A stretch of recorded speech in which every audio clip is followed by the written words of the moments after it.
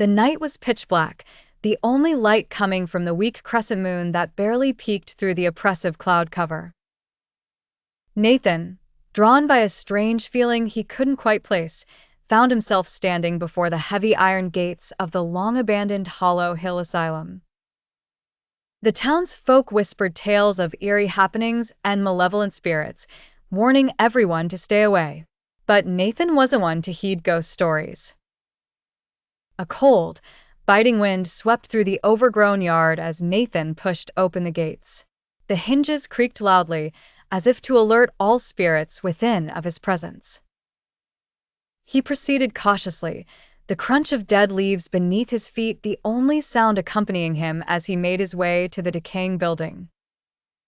Inside, the air was stale, redolent with a mix of mildew and something else, something like the faint penny metal tang of old blood. Nathan tugged his jacket closer, the temperature oddly frigid despite the season. His flashlight flickered to life, casting shaky beams down the endless hallways. The shadows seemed to dance at the edge of his vision, teasingly real, yet doubtfully imagined. As he explored, every door he opened seemed to groan in despair. Each empty room, he peered into told silent stories of torment and neglect. Until, in the basement, he stumbled upon something quite unexpected, a dusty, neglected diary. The leather cover felt unnaturally cold and tingled unpleasantly as he touched it, but curiosity prompted him to open it. The diary belonged to Dr. Alara Finch, a psychiatrist who once ran the asylum.